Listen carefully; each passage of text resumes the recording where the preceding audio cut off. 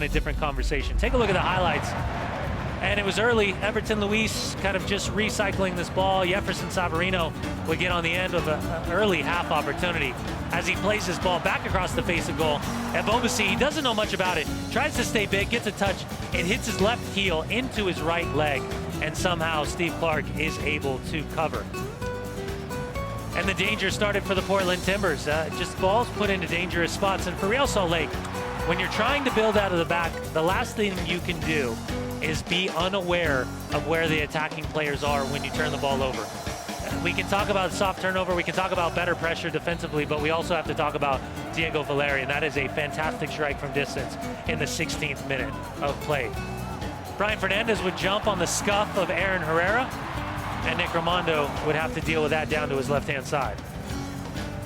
Take another look, and man, Brian Fernandez, that's a gift that he'll want to have back. Daimir Krylak will get a half opportunity as Jefferson Savarino picks that ball into him. All he does is try to use the speed of the ball to redirect it to that far post side net. Doesn't miss by much, but can't keep it on frame.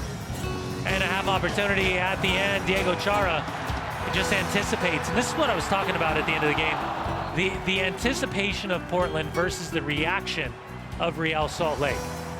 One-way traffic in the first half. Second half, RSL, they came to play. And no longer were they outworked or out-hustled. Kellen Rowe, just minutes into the match, forces Steve Clark up and over the crossbar.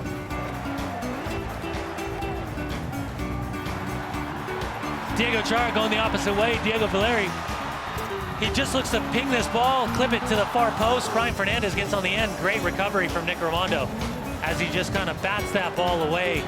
He knows where he's at in his line. His momentum would take him over the line had he held onto it.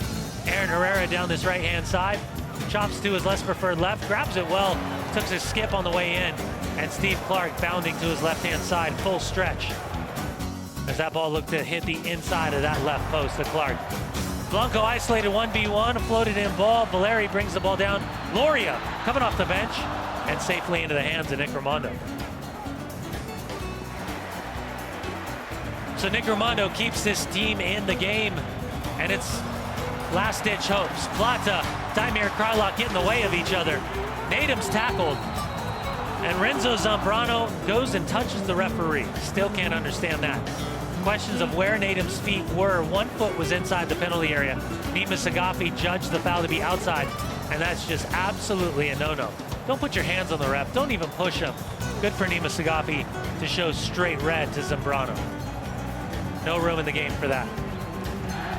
So Albert gets through the wall,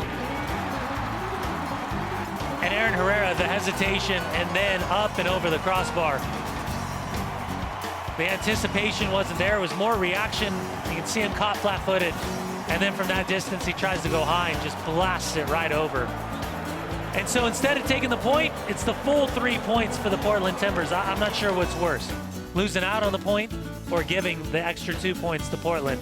But it's a 1-0 win for the Portland Timbers at home over Real Salt Lake. Final stats brought to you by Western Governors University. WGU final stats. RSL with the advantage in shots 17-15. Shots on goal 6-6. Corners 3-1 for Portland. RSL had 60% of the possession, but Portland's got the goal. Portland's got the win.